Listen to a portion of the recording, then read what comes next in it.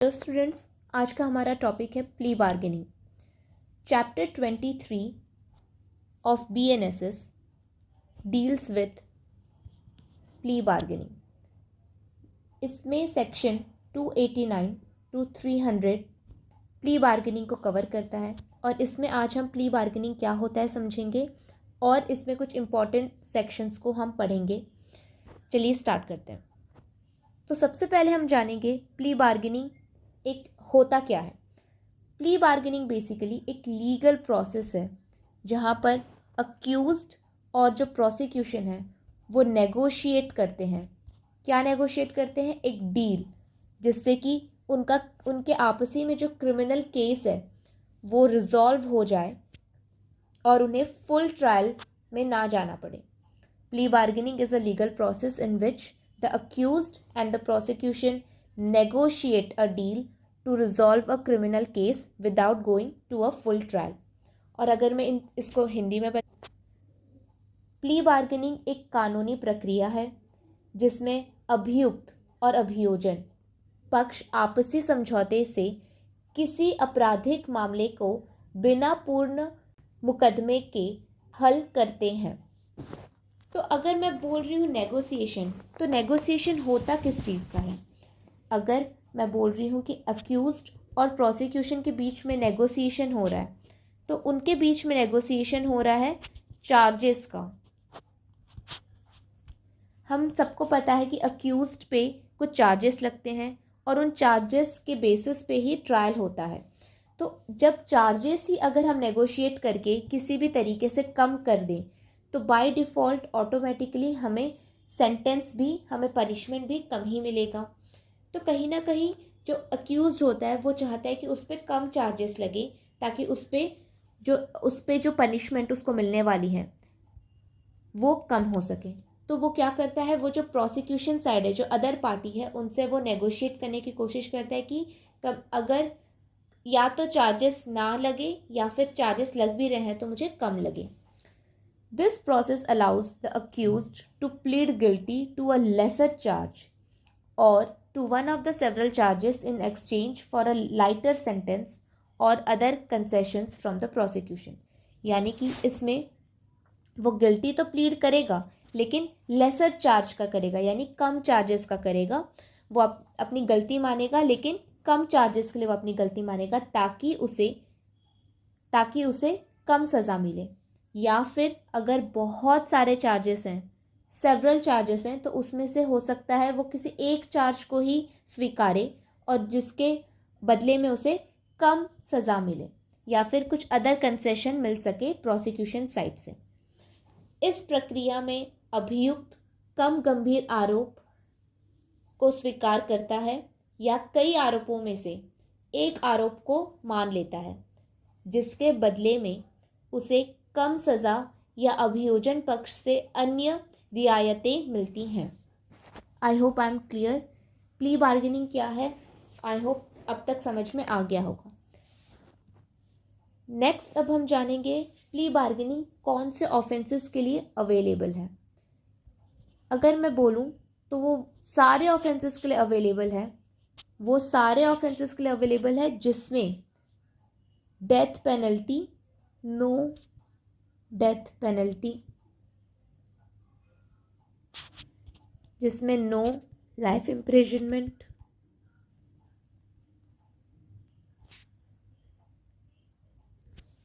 और जिसमें सज़ा नो पनिशमेंट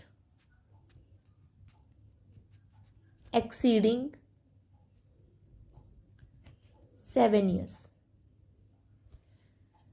प्ली बार्गेनिंग सारे ऑफेंसेस के लिए अवेलेबल है जिसमें डेथ पेनल्टी ना हो, लाइफ इम्प्रिजनमेंट ना हो और जिसमें पनिशमेंट 7 साल से ज़्यादा ना हो, 7 साल से कम हो। और ये तो हमने जाना प्ली बार्गेनिंग कौन से ऑफेंसेस के लिए अवेलेबल है। कौन से ऑफेंसेस के लिए अवेलेबल नहीं है? नॉट अवेलेबल ऐसे ऑफेंसेस जो अफेक्ट कर रहे हों, affecting socio economic conditions of country,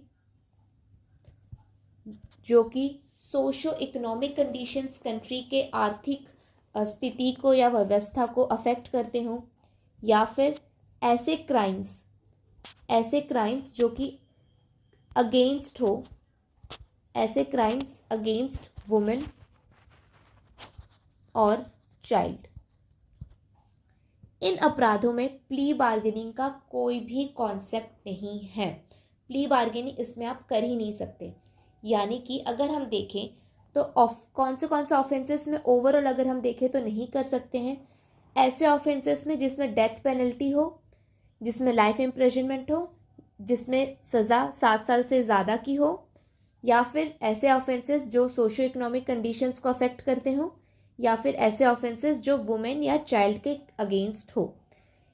क्योंकि ये जितने भी हमने कंडीशंस पढ़े, उन ऑफेंसेस में कहीं ना कहीं कॉमन सेंस की बात है, ये आप जान लेते हैं कि शायद वो बहुत ही ग्रेव ऑफेंसेस होंगे जिनकी वजह से उनमें डेथ पेनल्टी है, उनमें लाइफ इम्प्रिजनमेंट है, या उनमें 7 साल से ज़्यादा की सज़ा है, या ऐसे ऑफेंसेस जो वुमेन के अगेंस्ट हो या चाइल्ड के अगेंस्ट हो, ये बहुत ही ग्रेव ऑफेंसेस माना जाता है।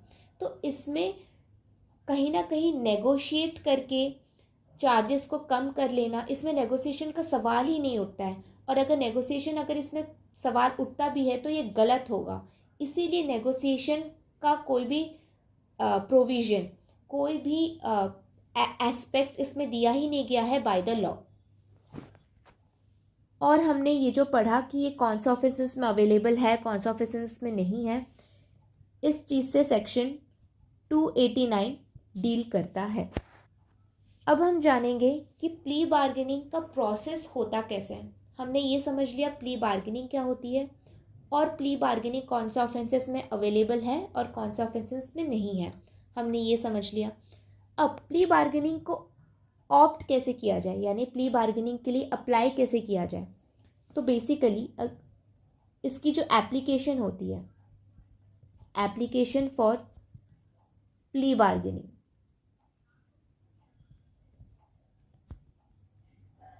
अगर नेगोशिएशन करना है, कौन चाहेगा कि उसकी सज़ा कम हो जाए। ऑब्वियसली अक्यूज्ड, जो अक्यूज्ड पर्सन है वो चाहेगा कि उसकी सज़ा कम हो जाए। तो प्ली बार्गेनिंग का जो एप्लीकेशन है वो भी कौन देता है, अक्यूज्ड ही देता है। लेकिन इसमें भी कुछ कंडीशंस हैं। ऐसा तो नहीं कि मन मर्जी कभी भी वो दे दे। तो उसे कब देना पड़ेगा, विदिन 30 डेज, मतलब 30 दिनों के अंदर। कौन से 30 दिनों के अंदर, within 30 days of charge framing. मतलब उसके चार्जेस जब से फ्रेम हो गए तभी तो उसे पता चलेगा उसके कितने चार्जेस हैं, एक से ज़्यादा चार्जेस हैं या बहुत ही गंभीर कैसे चार्जेस हैं। उसे जब पता लगेगा, उसके 30 दिनों के अंदर उसे क्या करना है, एप्लीकेशन देना है। किसकी, प्ली बार्गेनिंग की एप्लीकेशन देनी है। उसके बाद अब इस एप्लीकेशन में होता क्या है, इस एप्लीकेशन में होता ये है, एक ब्रीफ डिस्क्रिप्शन रहती है। ब्रीफ डिस्क्रिप्शन मतलब उन चीज़ों के बारे में बताया जाता है कि केस में हुआ क्या था, केस में क्या है, मुझ पे क्या चार्जेस लगे हैं, मैंने क्या किया था। एक डिस्क्रिप्शन आपको केस का, brief description of the case उस एप्लीकेशन में आपको लिख कर देना पड़ेगा। और साथ ही साथ उस एप्लीकेशन में आपको एक और चीज़ भी देनी रहेगी, एप्लीकेशन के साथ ही अटैच करके आप उसको देंगे, वो है एफिडेविट। एक एफिडेविट भी आप उसमें अटैच करेंगे। बट इस एफिडेविट में होगा क्या, इस एफिडेविट में आप सर्टिफाई कर रहे होंगे, certifying that the plea is voluntary and accused is not convicted of the same offense before। मतलब एप्लीकेशन के साथ वो एक अफिडेविट देगा जिसमें वो ये बता रहा होगा, ये सर्टिफाई कर रहा होगा कि जो ये प्ली है मैं अपनी स्व इच्छा से, वॉलेंटरी यानी स्व इच्छा से ही ये एप्लीकेशन दे रहा हूँ और स्व इच्छा से ही मैं गिल्टी मानने के लिए रेडी हूँ, लेकिन कम चार्जेस के। और उसमें और वो ये भी बताएगा कि मुझे सेम ऑफेंस के लिए, वही अपराध के लिए मुझे पहले कभी कन्विक्ट नहीं किया गया है। मान लीजिए कोई भी एक ऑफेंस है, भले ही छोटा सा छोटा ऑफेंस क्यों ना है, उसे अगर पहले उसी ऑफेंस के लिए सज़ा मिल चुकी है तो दोबारा वो प्ली बार्गेन नहीं कर पाएगा अगर वो सेम ऑफेंस करता है तो सेम ऑफेंस अगर उसने किया है, यहाँ बात कोई दूसरा ऑफेंस की नहीं हो रही है, अगर उसने सेम ऑफेंस के लिए ही वो आरोपी माना गया था, कन्विक्ट हुआ था, तो उसी ऑफेंस के लिए वो दोबारा प्ली बार्गेन के लिए एप्लीकेशन नहीं दे सकता है। तो सबसे पहले तो उसे 30 दिनों के अंदर करना है और उस एप्लीकेशन में क्या होगा, एक brief description of the case और एक एफिडेविट रहेगा। अब ये जो 30 डेज वाला प्रोविज़न है, ये sub section 1 of the section 290 deal करता है। अब ये दोनों जो है ये sub section 2 of section 290 deal करता है। आई होप यहाँ तक आप क्लियर हो गए हैं। अब हम आगे बढ़ते हैं। अब हम जानेंगे, एप्लीकेशन तो अक्यूज ने दे दिया, अक्यूज का काम हो गया। अब अक्यूज के एप्लीकेशन देने के बाद कोर्ट क्या करेगा? कोर्ट को जब वो एप्लीकेशन रिसीव करेगा, after receiving of the application प्राप्त होने के बाद द कोर्ट शैल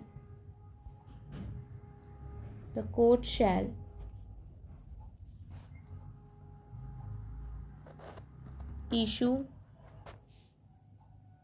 notice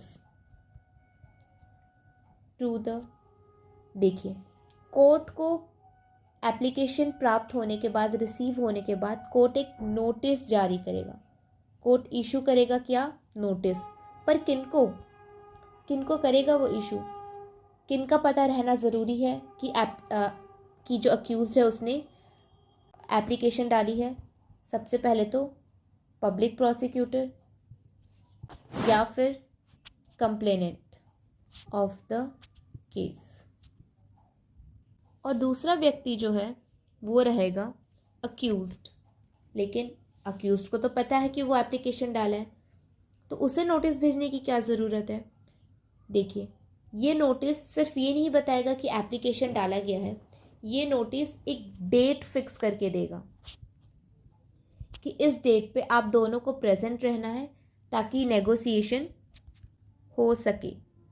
तो इन दोनों को नोटिस में डेट फिक्स करके देगा और डेट बताएगा कि आपको किस दिन आके अपीयर होना है बिफोर द कोर्ट। क्लियर?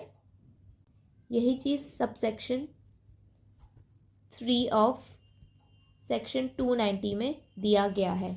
अब नेक्स्ट, नोटिस भेजने के बाद और उस डेट पे दोनों का प्रेजेंट होने के बाद कोर्ट एग्जामिन करेगा। किसको एग्जामिन करेगा? जो अक्यूज्ड है, इन कैमरा में वो एग्जामिन करेगा और इस बात को देखेगा कि जो अक्यूज्ड है उसने एप्लीकेशन जो है वॉलंटरीली ही दिया है या किसी के दबाव में दिया है। ये बात वो जानेगा कैसे? एग्जामिनेशन के थ्रू। क्या कि अक्यूज जो है, अक्यूज से वो पूछेगा, कैमरा में पूछेगा, बुलाकर पूछेगा क्या कि आपने अपनी स्व इच्छा से एप्लीकेशन दी है या किसी के दबाव में आकर दी है। अब जब ये चीज़ वो एग्जामिनेशन कर लेगा, यहाँ पर 2 चीज़ें हो सकती हैं। या तो उसे पता लग जाए कि ये वॉलंटरीली ही हुआ है, स्व इच्छा से हुआ है। तो अगर ये चीज़ वॉलंटरीली हुआ है तो क्या होगा, ये मैं समझाऊंगी ये क्या है। Mutually satisfaction disposition. और अगर ये इनवॉलंटरीली यानी अपनी इच्छा से ना हुआ हो, किसी दबाव में हुआ हो या किसी भी और वजह से हुआ हो, अगर इनवॉलंटरीली हुआ है या फिर हमने ऊपर पढ़ा था कि एफिडेविट में वो ये चीज़ तो लिख कर देगा कि एफिडेविट में एक चीज़ तो वो लिख कर देगा कि मैंने वॉलंटरली किया है, दूसरी चीज़ वो लिख कर देगा कि मैं सेम ऑफेंस के लिए कन्विक्ट नहीं हूँ। तो ये भी हो सकता है कि उसे एग्जामिनेशन के बाद पता चले कि वो सेम ऑफेंस के लिए कन्विक्ट है, मतलब वो पहले कन्विक्ट हो चुका है, प्रीवियसली कन्विक्टेड। तो अगर ये दोनों चीज़ प्रूव हो जाती हैं कि इनवॉलंटरली हुआ या फिर वो सेम ऑफेंस के लिए प्रीवियसली कन्विक्ट हो चुका है, तो यहाँ पर प्ली बार्गेनिंग रुक जाएगी, स्टॉप हो जाएगी इस केस में, और प्ली बार्गेनिंग नहीं होगी, नॉर्मल ट्रायल केस होगा। पूरे ट्रायल केस होंगे और जितने चार्जेस अक्यूज पे लगे हैं वो सब पे ट्रायल होगा। यहाँ से अब प्ली बार्गेनिंग नहीं होगी और अक्यूज्ड प्ली बार्गेनिंग के लिए अप्लाई नहीं कर सकता है। अब हम जानेंगे म्यूचुअली सेटिस्फैक्शन डिस्पोजिशन। तो ये क्या होता है MSD? Basically mutually satisfaction disposition का मतलब हो गया आपसी सहमत में मिलकर जब उन लोग क्या करेंगे, नेगोशिएट करेंगे, बैठेंगे, उसी को हम म्यूचुअली सेटिस्फैक्शन डिस्पोजिशन कहेंगे। लेकिन इसमें भी दो केस है। केस को कैसे लाया गया है before the court? Case brought based on a police report. अगर पुलिस रिपोर्ट के थ्रू लाया गया है तो इस म्यूचुअली सेटिस्फैक्शन डिस्पोजिशन में कौन कौन हिस्सा लेगा, कौन कौन बैठेगा? जो विक्टिम है, जो अक्यूज्ड है, जो इन्वेस्टिगेटिंग ऑफिसर हैं और पब्लिक प्रोसिक्यूटर। लेकिन अगर पुलिस रिपोर्ट नहीं है तो नॉट पुलिस रिपोर्ट केस, तो इसमें कौन कौन हिस्सा लेगा?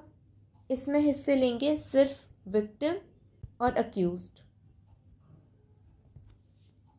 ठीक है, इसमें इन्वेस्टिगेटिंग ऑफिसर का कोई भी रोल नहीं है।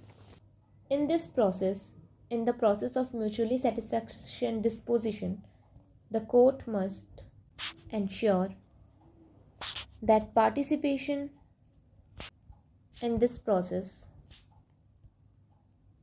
कैसा हो, is voluntarily, यानी कि कोर्ट की जिम्मेदारी रहेगी कि वह इंश्योर करे कि इसमें जो पार्टिसिपेशन है वो ऑल द टाइम क्या है, वॉलंटरी है।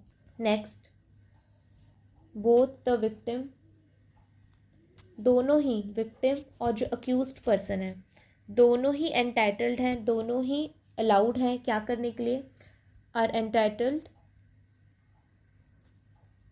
To have their advocates. अपने अपने एडवोकेट्स के लिए वो एंटाइटल्ड है। एडवोकेट्स के लिए एंटाइटल्ड होने का मतलब है कि एडवोकेट्स उनके वहाँ पे प्रेजेंट रहें during the process of mutually satisfaction disposition, इसके लिए भी दोनों अलाउड हैं। All the parties in the conference intended to reach a mutually agreeable settlement।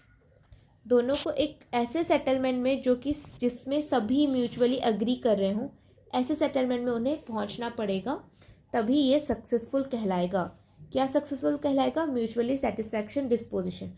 और अगर ये सक्सेसफुल कहलाएगा तब जाकर ही आगे केस बढ़ सकता है। अगर ये सक्सेसफुल नहीं कहलाया तो केस वहाँ पे आगे नहीं बढ़ेगा, डिस्पोज ऑफ हो जाएगा। और इसी के बारे में हम आगे पढ़ें, डिस्पोज ऑफ, जो कि सेक्शन 293 डील करता है, disposal of case. If the MSD worked out, यानी कि MSD जो है वो म्यूचुअली वर्कआउट हो गया है, म्यूचुअली अक्यूज्ड और विक्टिम ने उस पर अग्री हो गए हैं वो किसी एक सेटलमेंट पे, किसी एक बात पे, तो फिर क्या होगा? जो विक्टिम है the victim will get a compensation from the court. Victim को एक कंपेंसेशन मिलेगा कोर्ट से। दूसरा, अक्यूज्ड may get released, या तो अक्यूज्ड को हम रिलीज भी कर सकते हैं, किस पे? प्रोबेशन पे, या फिर एडमोनिशन कर सकते हैं। जो कि हमने सेक्शन 401 में पढ़ चुके हैं। या तो गुड बिहेवियर में प्रोबेशन मिल सकता है उसको, या फिर एडमोनिशन यानी कि थोड़ी बहुत डांट मिल सकती है उसको। तीसरा है उसे मिनिमम पनिशमेंट मिलेगा। अब मिनिमम पनिशमेंट का क्या मतलब होता है? मिनिमम पनिशमेंट का मतलब होता है या तो जो प्रिस्क्राइब्ड पनिशमेंट है, यानी कि जो ऑफेंस का एक्चुअल पनिशमेंट है जो कि बीएनएस में दिया गया है, उस ऑफेंस का हाफ पनिशमेंट मिले, या फिर उस पनिशमेंट का 1/4 पनिशमेंट मिले, उसको हम बोलेंगे मिनिमम पनिशमेंट। अब हाफ पनिशमेंट कब मिलेगा? हाफ पनिशमेंट तब मिलेगा जब वो फर्स्ट टाइम ऑफेंडर हो ऑफ द सेम ऑफेंस, यानी कि जिस ऑफेंस के लिए उस यहाँ पर उसने प्ली बार्गेनिंग की है उस ऑफेंस में वो फर्स्ट टाइम ऑफेंडर हो। मतलब ज़रूरी नहीं है कि वो दूसरे ऑफेंस में फर्स्ट टाइम ऑफेंडर होना चाहिए, सिर्फ उसी ऑफेंस की बात हो रही कि वो फर्स्ट टाइम ऑफेंडर हो। यानी कि अगर वो चोरी के लिए प्ली बार्गेनिंग करवा रहा है तो हो सकता है वो ऑलरेडी किसी दूसरे ऑफेंस में कन्विक्ट हो चुका हो, लेकिन चोरी के मामले में वो फर्स्ट टाइम ऑफेंडर हो, तो उसे प्ली बार्गेनिंग में मिनिमम पनिशमेंट यानी कि हाफ मिल सकती है। दूसरा 1/4 कब मिलेगी?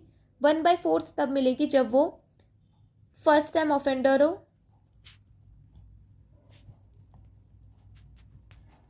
ऑफ एनी ऑफेंस, यानी कि जीवन में उसको कभी कोई भी पनिशमेंट किसी में भी नहीं मिली है, नॉट कन्विक्टेड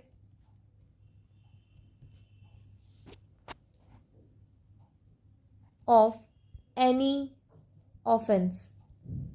मतलब किसी भी, यहाँ पे एनी ऑफेंस, यहाँ पे सेम ऑफेंस, किसी भी ऑफेंस के लिए उसे कोई भी सज़ा कभी भी नहीं मिली है, तो क्या हो जाएगा वो, उसमें उसकी पनिशमेंट मिनिमम पनिशमेंट क्या हो जाएगी? 1/4 of the prescribed punishment. Prescribed punishment मतलब जो पनिशमेंट दी गई है बीएनएस में। I hope I am clear now. Section 295, section 295 जिसमें जजमेंट की बात हो रही है। यहाँ पर बोला जा रहा है कि ये जो जजमेंट रहेगा वो रहेगा फाइनल, और इसमें कोई भी अपील, नो अपील शैल लाई, इस पर कोई भी अपील नहीं हो सकती। लेकिन इसका एक्सेप्शन है। एक्सेप्शन क्या है? रिट पिटीशन डाला जा सकता है आर्टिकल 226 के तहत, और स्पेशल लीव पिटीशन डाला जा सकता है आर्टिकल 136 ऑफ द कॉन्स्टिट्यूशन के तहत। ये दोनों एक्सेप्शन है। इसके अलावा इसका जो जजमेंट है वो फाइनल रहेगा और इस पर कोई भी अपील नहीं हो पाएगी। अब जो इसके आगे के सेक्शंस है 296, 297, 298, 299 and 300, these are very simple. Just एक बार रीड भी करेंगे तो ये it is very very simple. इसमें कोई भी टेक्निकलिटी या समझने की ज़रूरत नहीं है। यहाँ पे कौन चाइल्ड होगा वो बताया गया है। यहाँ पे प्ली बार्गेनिंग में जो फैक्ट्स और स्टेटमेंट्स यूज़ हुए हैं by the accused in its application, उसके एप्लीकेशन में जो उसने फैक्ट्स और सब स्टेटमेंट्स यूज़ किए होंगे वो सिर्फ और सिर्फ प्ली बार्गेनिंग के पर्पज़ के लिए ही यूज़ होंगे, अदरवाइज़ किसी और पर्पज़ के लिए यूज़ नहीं होंगे। ये 299 में लिखा है। 297 में डिटेंशन पीरियड कैसे कैलकुलेट होगा उस बारे में बात हुई है। 296 में बोला गया कोर्ट के पास वो सारे पावर्स रहेंगे जो नॉर्मल ट्रायल में उसके पास बेल के लिए, ट्रायल के लिए और अदर मैटर्स में उसके जो फंक्शंस या पावर्स रहते हैं वो सब भी इसमें अप्लाई होंगे। ओके, तो I hope I am very clear कि प्ली बार्गेनिंग क्या होती है, म्यूचुअल सेटिस्फैक्शन डिस्पोजिशन क्या होता है, प्ली बार्गेनिंग की एप्लीकेशन कैसे दी जाती है। आई होप आपको सब समझ में आया। Thank you.